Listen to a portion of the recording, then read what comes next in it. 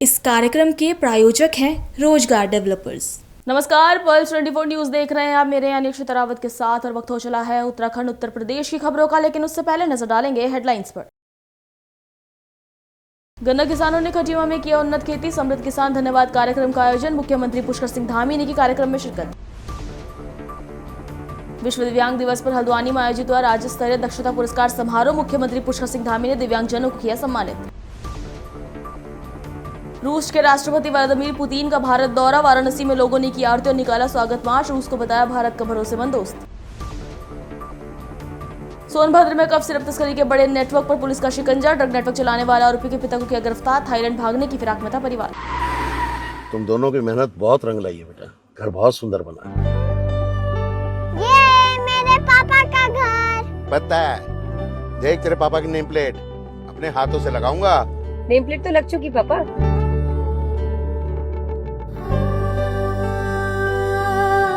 असल मेहनत तो आपने की है पापा, मुझे इस काबिल बनाने के लिए। वो जिंदगी भर किराए के मकान में रहे, लेकिन तो आज ये घर मेरा नहीं, ये है मेरे पापा का घर।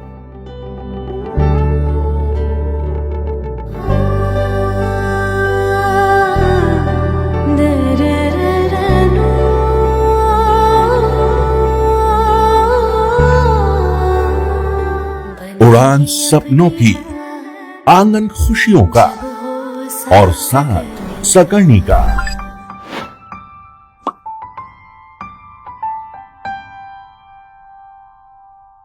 60 वर्षों से आपके साथ मनोरंजन और संस्कार का संगम, जाह्नवी मैगजीन। चलिए अब देखते हैं खबरें विस्तार से। गन्ना किसानों ने खटीमा में उन्नत खेती, समृद्ध किसान धन्यवाद कार्यक्रम का आयोजन किया, जिसमें प्रदेश के मुख्यमंत्री पुष्कर सिंह धामी ने भी हिस्सा लिया। कार्यक्रम के दौरान मुख्यमंत्री ने कहा कि किसान साल भर बहुत मेहनत करते हैं, खून पसीना बहाते हैं, उन्हें कई चुनौतियों का सामना करना पड़ता है, लेकिन फिर भी वो अन्न पैदा करते हैं। वो हमारे अन्नदाता हैं, हमारी प्राथमिकता है। प्रधानमंत्री मोदी ने किसानों के हित में कई फैसले लिए हैं। यहाँ किसानों के लिए एक संगोष्ठी का आयोजन किया गया, ये बेहद ही अच्छी कोशिश है।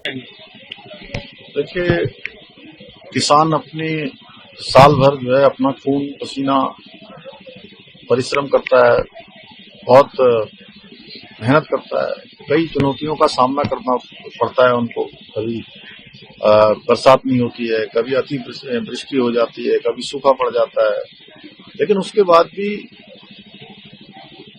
अन्नदाता है, अन्न का उत्पादन करता है।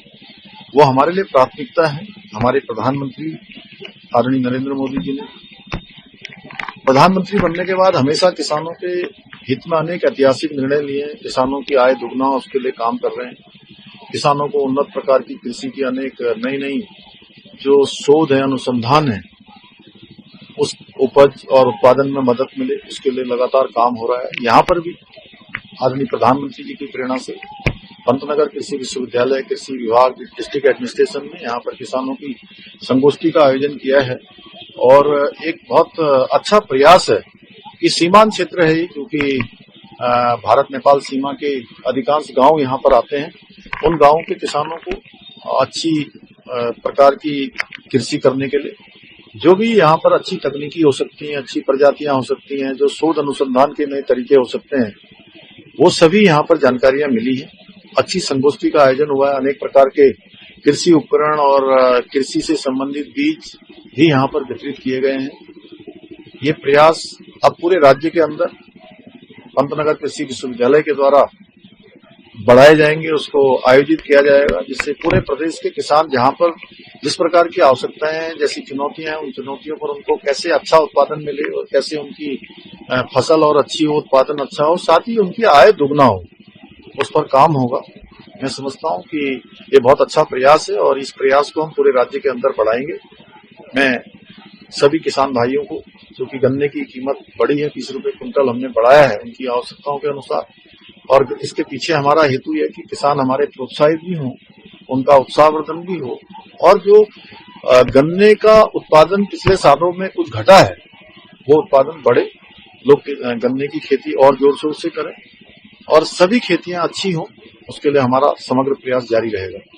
विश्व दिव्यांग दिवस पर हल्द्वानी में आयोजित राज्य स्तरीय दक्षता पुरस्कार समारोह में मुख्यमंत्री पुष्कर सिंह धामी ने दिव्यांगजनों का सम्मान किया और कई महत्वपूर्ण घोषणाएं भी की। मुख्यमंत्री ने कहा कि दिव्यांगजन समाज के दिव्यांग हैं और उनकी प्रतिभा व संघर्ष पूरे देश के लिए प्रेरणा है। हल्द्वानी के MBPBG कॉलेज ऑडिटोरियम में विश्व दिव्यांग दिवस पर राज्य स्तरीय दक्षता पुरस्कार समारोह आयोजित हुआ, जहां मुख्यमंत्री पुष्कर सिंह धामी ने प्रतिभाशाली दिव्यांगजनों को पुरस्कार राशि, मेडल, प्रशस्ति पत्र और मान पत्र प्रदान किए। कार्यक्रम में मुख्यमंत्री ने देहरादून में 950.13 लाख की लागत से बनने वाले आयुक्त दिव्यांगजन कार्यालय, उत्तराखंड बहुउद्देश्य वित्त एवं विकास निगम लिमिटेड और समाज कल्याण IT सेल के बहुउद्देश्य भवन का शिलान्यास किया। साथ ही नैनीताल के प्रधानमंत्री दिव्याशा केंद्र का लोकार्पण भी किया। मुख्यमंत्री ने कहा ये दिवस सिर्फ औपचारिकता नहीं बल्कि उन असाधारण लोगों को सम्मान देने का मौका है जिन्होंने चुनौतियों को अवसरों में बदला है। रूस के राष्ट्रपति व्लादिमीर पुतिन के भारत दौरे से पहले वाराणसी में लोगों ने आरती की और स्वागत मार्च निकाला। इस दौरान विशाल भारत संस्थान के चेयरमैन राजीव श्रीवास्तव ने कहा कि हम रूस के राष्ट्रपति पुतिन का स्वागत कर रहे हैं। सिर्फ भारत और रूस की दोस्ती ही पूरे देश में शांति ला सकती है और ये एक सहजीवी दोस्ती है। दोनों नेताओं दुनिया में शांति और स्थिरता के लिए काम करते हैं। रूस के साथ हमारे सांस्कृतिक रिश्ते रहे हैं और ये लंबे समय से भारत का भरोसेमंद दोस्त है। ऑपरेशन सिंदूर के दौरान बहुत से देश अगर मगर में रहे, लेकिन सिर्फ रूस ने अपना रुख साफ किया और भारत के साथ खड़ा रहा। हम लोग एक तो मेहमानों के स्वागत करने की परंपरा है। ये प्रधानमंत्री नरेंद्र मोदी का संसदीय क्षेत्र है। यहाँ पर हम लोग पुतिन का एक दिन पहले स्वागत कर रहे हैं, वेलकम कर रहे हैं कि वो भारत में आए, उनका पूरा स्वागत है। और इस समय बदलते परिदृश्य में भारत और रूस की जो दोस्ती है वही पूरी दुनिया में शांति ला सकती है, क्योंकि जिस तरह से अमेरिका, चीन या अन्य देश हैं जो दूसरे देशों पर कब्जा करना चाहते हैं या उनकी जो विस्तारवादी नीति है, उस विस्तारवादी नीति को बैलेंस कौन करेगा। तो भारत अब सक्षम हो चुका है, इसलिए भारत बराबरी की दोस्ती कर रहा है। भारत को पुतिन की जितनी जरूरत है, पुतिन को भी उतनी जरूरत भारत की है। तो पुतिन और मोदी ये दो ऐसे विश्व नायक हैं जो पूरी दुनिया में शांति, स्थिरता और समृद्धि के लिए काम कर रहे हैं। इसीलिए पुतिन के आने से भारत को लाभ होगा, ऐसा कहा जा रहा है कि वो नौकरी के लिए, रोजगार के लिए खुलेगा। उसी तरह से रसिया के लोगों को भी भारत में बहुत सारे लाभ होंगे। एक तो हमारे उनसे सांस्कृतिक संबंध है, जो आदि अनंत काल से, प्राचीन काल से हमारे संबंध रहे, संस्कृति रही है, वो रसिया से मिलती जुलती रही है। रसिया के भी हमारे वो बहुत सारी चीज़ों के मामले में निर्भरता है और रसिया भारत का अस्थायी और विश्वसनीय दोस्त है। वो किसी भी समय में जब भी भारत पर संकट आया है, रसिया खड़ा हुआ है और रसिया को भी जब संकट आया तो भारत खड़ा हुआ है। खुद प्रधानमंत्री नरेंद्र मोदी रूस और यूक्रेन के युद्ध में रूस गए थे, पुतिन से बात हुई उनकी, और आदरणीय डोभाल साहब जो NSA है वो रूस गए थे, तो लगातार बातचीत चल रही थी। तो पुतिन का ये जो फैसला है कि भारत आकर के दोस्ती को और मजबूत करेंगे, तो दो देशों की दोस्ती से पूरी दुनिया में स्थिरता और शांति जो आएगी, इससे पूरी दुनिया को लाभ होगा। नहीं तो दुनिया तीसरे विश्व युद्ध की तरफ बढ़ रही है और ऐसे समय में पुतिन का आना बहुत आवश्यक था।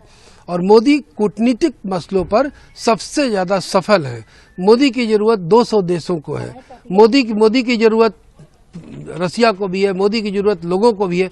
तो मोदी ने बहुत अच्छे रिश्ते विकसित किए हैं, जिससे कम से कम ये तय हो गया कि अभी तक बहुत सारे ऐसे देश थे जो हमारे ऑपरेशन सिंदूर के समय में इब्बट में थे, लेकिन मात्र रूस ऐसा देश है जिसने एकदम स्पष्ट रूप से कह दिया कि हम भारत के साथ हैं। तो ऐसे दोस्त को हम पूरी तरह से वेलकम करेंगे। इसलिए विशाल भारत संस्थान रूस के राष्ट्रपति व्लादिमीर पुतिन का स्वागत करने के लिए मार्च निकाला है और भारत और रूस की दोस्ती और मजबूत हो, ऐसी ईश्वर से कामना है। सोनभद्र में कफ सिरप तस्करी के बड़े नेटवर्क पर पुलिस का शिकंजा कसता जा रहा है। ड्रग नेटवर्क चलाने के आरोपों में शुभम जायसवाल के पिता भोला प्रसाद जायसवाल को कोलकाता से ट्रांजिट रिमांड पर लाकर सोनभद्र पुलिस पूछताछ कर रही है। पुलिस का दावा है कि आरोपी पूरा परिवार लेकर थाईलैंड भागने की फिराक में था। सोनभद्र पुलिस की जांच में सामने आया कि भोला प्रसाद जायसवाल पर शैली ट्रेडर्स सांची के माध्यम से बड़े पैमाने पर नकली बिलिंग कर प्रतिबंधित कोडीन कफ सिरप की आपूर्ति कराने का आरोप है। जांच में पता चला कि सप्लाई नेटवर्क झारखंड स्थित एक गोदाम से संचालित होता था। वहीं इस अवैध कारोबार से जुड़े वित्तीय लेन देन की जिम्मेदारी एक CA विष्णु अग्रवाल संभालता था। ये दावा पुलिस ने पूछताछ के आधार पर किया। SIT और कई जिलों की टीमें भोला प्रसाद से लगातार पूछताछ कर रही हैं। जांच में भदोही, चंदौली, वाराणसी और सोनभद्र में लगभग 25 करोड़ रुपए के फर्जी लेन देन उजागर हुए, जिनमें से कई फर्में तो अस्तित्वहीन भी पाई गई। पुलिस अब पूरे नेटवर्क की जड़ों तक पहुंचने की कोशिश में है। कफ सिरप की बरामद करी थी इसी क्रम में हमारी जब ये विवेचना आगे बढ़ी तो उसके उपरांत जनपद गाजियाबाद में और बीच में जनपद रांची में, झारखंड में हमने कुछ कफ सिरप की ये बोतल बरामद करी थी। अभी तक जांच में ये स्पष्ट हुआ था कि कई सारी फर्जी दवाइयों की दुकान क्रिएट की गई हैं, जिसमें दिखाया जाता था कि इसकी सप्लाई हो रही है, पर वो दवाई उन दुकानों पे ना जा करके अन्य कहीं जगह स्मगल की जा रही थी। जब ये विवेचना हमारे यहाँ जो SIT अपर पुलिस अधीक्षक हेडक्वार्टर के नेतृत्व में गठित है, उस SIT की जो जांच चल रही थी, उस SIT की जांच में ये पाया गया कि जनपद सोनभद्र में भी 2 फर्में, जिसका नाम एक माँ कृपा मेडिकल एवं मेसर्स शिविक्षा प्राइवेट लिमिटेड है, ये 2 कंपनियां हमारे यहाँ थाना क्षेत्र रॉबर्टगंज के अंतर्गत थी। इनकी जांच की गई ड्रग इंस्पेक्टर द्वारा, तो इसमें पाया गया कि लगभग 1/4/24 से लेकर के 23/8/2025 तक 7,53,000 शीशियाँ फेंसिडिल सिरप की ये सप्लाई की गई हैं। जब ये जांच की गई कि ये सिरप किसने सप्लाई करी गई है, तो इसमें नाम आया है शैली ट्रेडर्स नामक एक कंपनी का, जिसके प्रोप्राइटर, जिसके ओनर हैं भोला प्रसाद जायसवाल। जैसे ही ये जानकारी हमको हुई, तुरंत इसमें पुलिस द्वारा अभियोग पंजीकृत किया गया और इसकी विवेचना की शुरुआत की गई। विवेचना के क्रम में हमको ये जानकारी प्राप्त हुई कि 30 नवंबर को जो इसमें वांटेड थे भोला प्रसाद जायसवाल, वो अपनी फैमिली के साथ भारत छोड़ करके थाईलैंड भागने की फिराक में है। हमारी टीम ने तत्काल कलकत्ता पुलिस से मदद ली उच्च अधिकारियों के माध्यम से। कलकत्ता पुलिस द्वारा एयरपोर्ट में जाकर के भोला प्रसाद जायसवाल को डिटेन किया गया। उनको डिटेन करने के उपरांत जब हमारी टीम वहां पहुंची है, उसके बाद वहां पे हम उनको ट्रांजिट रिमांड पर पे लेकर के आज जनपद सोनभद्र में हैं और जनपद सोनभद्र के माननीय न्यायालय में इनको प्रस्तुत किया जाएगा। कलकत्ता से आते समय सर कई दुश्वारियां भी पुलिस के सामने आई थी, कई चुनौतियां आई थी, कैसे क्या रहा उस सिचुएशन, कैसे निपटे उससे? देखिए, जब इस तरीके से कोई वांटेड क्रिमिनल को हम लोग एयरपोर्ट के माध्यम से ट्रैवल कराते हैं तो कुछ फॉर्मेलिटीज़ होती हैं, जिसके बारे में जब जानकारी प्राप्त हुई तो सभी संबंधित एजेंसीज द्वारा भरपूर सहयोग किया गया और तत्काल उन्होंने हमको सभी सहायता दी। इनको कलकत्ता से हम लोग पटना एयरपोर्ट लाए और वहाँ से बाय रोड जनपद सोनभद्र में लाए हैं। आज इनकी न्यायालय में पेशी है और पेशी के उपरांत हम न्यायालय से यह भी प्रार्थना करेंगे कि इसकी पुलिस रिमांड हमको दी जाए, जिससे जो आगे की कुछ जानकारियां हैं जो हमको चाहिए वो हम इनसे लें। इनके स्वास्थ्य संबंधी सर एक सवाल था कि ये अस्वस्थ बता रहे थे तो पकड़े जाने के बाद क्या मामला था? जो वहाँ पे इसकी जांच की गई है, जब इनका स्वास्थ्य यहाँ पे भी इनका मेडिकल कराया गया, जो सर्टिफाइड किया गया है, पूरी तरीके से फिट है और इनको किसी प्रकार की कोई जायसवाल को भी सोनभद्र पुलिस तलाश कर रही है। देखिए, अभी जो नाम इसमें फर्म का आया है वो भोला प्रसाद जायसवाल की द्वारा जो स्टैब्लिश्ड फर्म थी मेसर्स शैली ट्रेडर्स, जो झारखंड में सन 2022 में बनाई गई थी इनके द्वारा स्टॉकिस्ट के रूप में।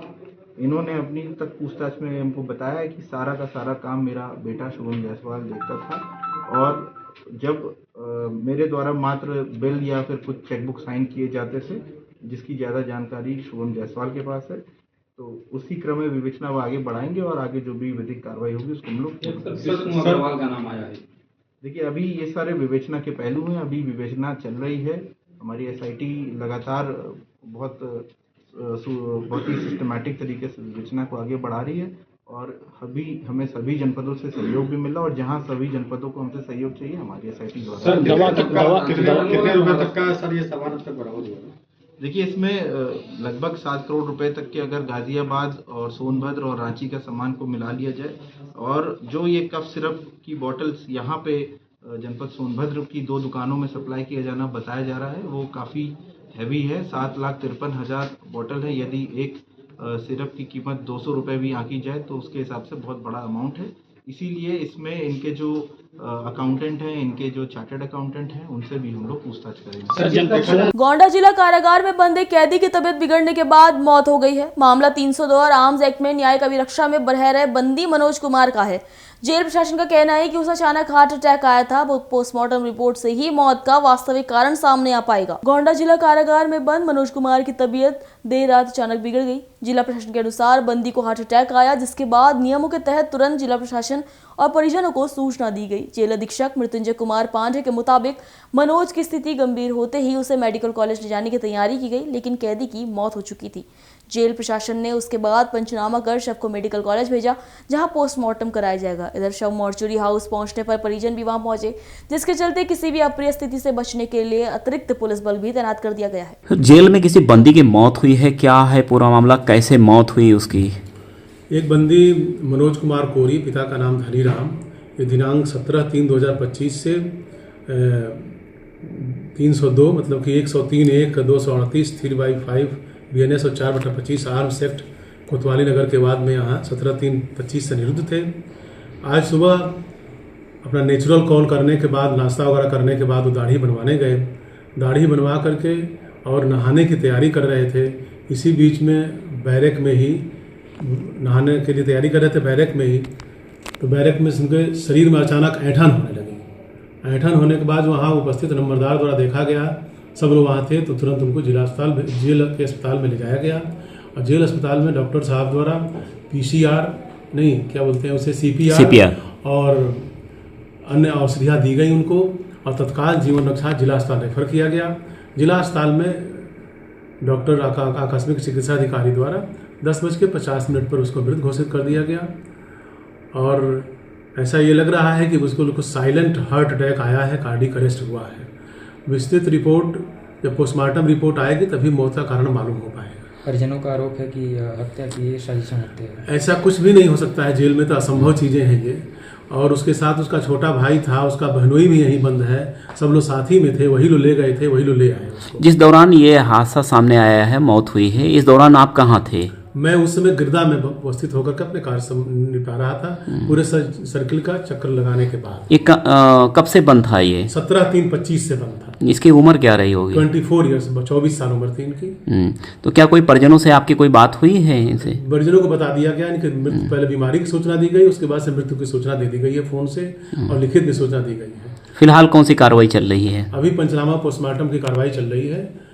जब पोस्टमार्टम रिपोर्ट आने के बाद ही मौत का असली कारण पता चलेगा, लेकिन 100% ये कार्डियक अरेस्ट ही है। इतने दिनों से बंद था, क्या कभी इसकी तबीयत पहले भी खराब हुई है? आज सुबह में ही 9 बजे के आसपास इसके पेट में दर्द की शिकायत लेकर के गैस की दवा लेने गया था। तो जैसा डॉक्टर साहब ने बताया कि OMS-D वगैरह उसको दिया गया था। बस ठीक। कुछ लोग इकट्ठा है, रो रहे हैं, क्या मामला है, क्या हुआ? ये हमारे सगे बहनों ही है। मेरे छोटे बहन की शादी हुई थी इनसे, मनोज कुमार से, जो इनको कुछ महीने पहले जेल में ये निरुद्ध थे। करीब 9 महीना पहले अचानक हमको सूचना दिया गया कि तुम्हारे रिश्तेदार की डेथ हो गई है। तो हम लोग यहाँ आए हैं हॉस्पिटल में, कुछ लड़के नातबाज रिश्तेदार सब विकसित हैं। हम लोग को कुछ मामले जेल में निरुद्ध थे? 302 में। 302 तो कुछ आरोप भी लगा रहे हैं आप? आरोप हम ये लगा रहे हैं कि अगर भाई हार्ट अटैक है तो उसको जिला जेल क्यों नहीं उसको सही तरीके से जांच कराती है, काहे नहीं क्या नाम है, उनको इलाज कराती है, ऐसे अचानक काहे मृत घोषित कर देती है। परसों हमारे परिवार के लोग गए मिलने के लिए, सब लोग मुलाकात करके आए, बिल्कुल अच्छे भले थे, बिल्कुल ठीक ठाक होते। आज हम लोग पर्चा कटाए थे मुलाकात जाने के लिए, अचानक नहाने जा रहे थे, इतने में फोन आ गया। हमारा देवर भी बंद है वहाँ, हमारे देवर का फोन आया, उसके थ्रू हमें पता चला कि मनोज एक्सपायर हो गए हैं। हाँ, हमारे संदीप नाम है, हमारे हस्बैंड है, ये भी बंद थे। 302 में सजा पड़ गया था। 302 में अभी बंद? हाँ, 302 में। तो क्या लग रहा है, मौत कैसी हुई है? हमें साजिश लग रही है, जेल की लापरवाही साजिश लग रही है। मनोज को मार दिया गया है, वो मरे नहीं है। मनोज हमारे बिल्कुल अच्छे भले थे। मनोज ये फर्स्ट टाइम उनको अटैक आया हुआ है, और अगर पहले कभी उनको अटैक नहीं आया, और नॉर्मल मतलब कि इनको जेल में पहले कभी उनको नहीं अटैक आया। बीपी लो होने से अचानक मौत हो जाती है। अगर किसी बीपी का अगर प्रॉब्लम किसी को है तो अचानक ऐसे नहीं मौत हो जाती है। उनके मरने की सूचना आपको कब मिली? आज सुबह? आज सुबह पर्चा कटाने गए। लगभग कितने बजे? लगभग 9:30 बजे हम गए थे पर्चा कटाने। 10:30 बजे हम अपने घर पे आए हैं। वही हम जा रहे थे, सामान उमान लाए थे सब रख के झोले में, उसके बाद नहाने के लिए जा रहे थे। इतने में हमारे देवर का फोन आया हमारे देवर बताने लगे, मतलब पहले वो बताया कि जल्दी अस्पताल तुम लोग जाओ, मनोज का हालत बहुत सीरियस है। तब हम लोग यही सोच रहे थे कि आने के ही लिए, इतने में बात ही करते करते उसको पता नहीं कैसे पता चला, वो बोला कि मनोज खत्म हो गए। तब हम लोग बैठ के यहाँ चले आए। तो उनकी तबीयत पहले से नहीं खराब? पहले से नहीं खराब थी। यहाँ हम आए, वो पुलिस वाले खड़े थे, उनसे भी पूछे कि क्या हुआ, अचानक कैसे तबीयत खराब हो गई। तो वो लोग बोले कि मनोज सुबह सुबह बिल्कुल सही थे, मंजन ब्रुश किए, अच्छा खासा बोल रहे थे, वो चाय नाश्ता करने जा रहे थे, अचानक गिरे वो और उसके बाद उठ नहीं पाए। मौत का कारण पुलिस क्या बता रही है? अब पुलिस वाले कुछ नहीं, बस हार्ट अटैक बता रहे हैं। हार्ट अटैक वगैरह कुछ नहीं। पुलिस का कहना है कि वो सुबह शेविंग करवाए, फिर उसके बाद अपने बैरिंग में गए, सुबह दाढ़ी वाड़ी भी बनवाए, वो सडन हार्ट अटैक आया और लाते लाते उनकी डेथ हो गई। ये पुलिस का बयान है। यहाँ जेल से यहाँ अस्पताल लाते लाते रास्ते में ही वो एक्सपायर हो गए। हमें कुछ साजिश लग रहा है। वो हमारे मनोज तो कुछ नहीं हुआ था, वो बिल्कुल अच्छे गाते थे। इससे पहले आपको कभी जेल प्रशासन ने कुछ सूचना दी कि इनकी तबीयत खराब है? कोई सूचना नहीं दिया, कोई सूचना नहीं दिया, कोई सूचना नहीं दिए हैं। जब कभी भी उनकी तबीयत खराब हो रही थी तो उनको बताया तो हमको सूचित करते भाई। नॉर्मल दवाइयाँ देके मतलब उनकी तबीयत खराब है या कुछ सर्दी जुकाम होता था तो हम लोग खुद दवा वगैरह ले जाके दे देते थे उनको। जेल में बंद होने के बाद आपने कितनी बार मुलाकात की? बहुत बार किए हैं। अभी कभी ऐसा लगा कि उनकी तबीयत कभी नहीं, अभी परसों सब लोग गए थे, बिल्कुल हट्टा कट्टा, बिल्कुल अच्छे बने थे, उनको कुछ नहीं हुआ था बिल्कुल। जब भी उनकी मतलब तबीयत खराब होती थी, जब भी जो अंदर की प्रशासन के डॉक्टर होते हैं उनको BP लो या ऐसा नॉर्मल फीवर के बता के उनको छोड़ दिया जाता था, नॉर्मल दवाइयाँ देके छोड़ दी जाती थी। अगर ऐसा था तो मतलब बहुत पहले से हार्ट का कोई प्रॉब्लम रहा होगा उनको, इसको सीरियस। सनातन हिंदू वाहिनी के प्रदेश अध्यक्ष हापुड़ पहुंचे, जहां उन्होंने अमित माहेश्वरी के जिला अध्यक्ष बनाए जाने पर एक कार्यक्रम का आयोजन किया। कार्यक्रम के दौरान प्रदेश अध्यक्ष ने तमाम हिंदू वाहिनी के कार्यकर्ताओं का सम्मान किया व नवनियुक्त जिला अध्यक्ष को शुभकामनाएं भी दी। हापुड़ पहुंचने पर प्रदेश अध्यक्ष के सभी कार्यकर्ताओं ने जोरदार स्वागत किया। इस दौरान प्रदेश अध्यक्ष ने मीडिया से बात करते हुए कहा कि इस कार्यक्रम को करने का तात्पर्य है कि करीब 500 वर्ष बाद अयोध्या में राम मंदिर बनकर तैयार हुआ है और राम मंदिर पर देश के प्रधानमंत्री ने धर्म ध्वजा फहराई है। इस ध्वजा का मतलब है कि अब भारत में सनातन धर्म फिर से स्थापित होने लगा है। उन्होंने कहा कि हमारा सौभाग्य है कि हमें एक ऐसा संगठन मिला है जिसमें जुड़कर हम पूरे विश्व में सनातन की पताका फहरा सकते हैं।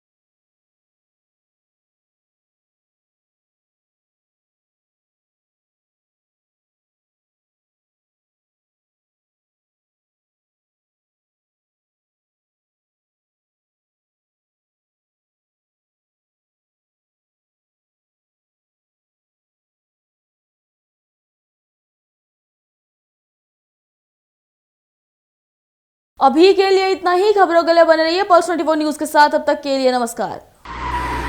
तुम दोनों की मेहनत बहुत रंग लाई है बेटा, घर बहुत सुंदर बना है। ये मेरे पापा का घर। पता है, देख तेरे पापा की नेम प्लेट अपने हाथों से लगाऊंगा। नेम प्लेट तो लग चुकी पापा।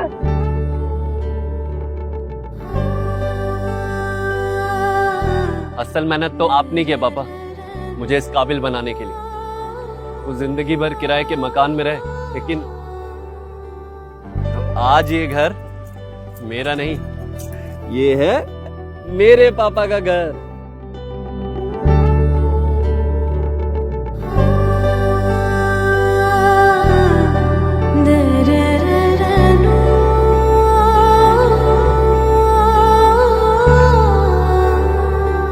उड़ान सपनों की, आंगन खुशियों का और साथ सकर्णिका।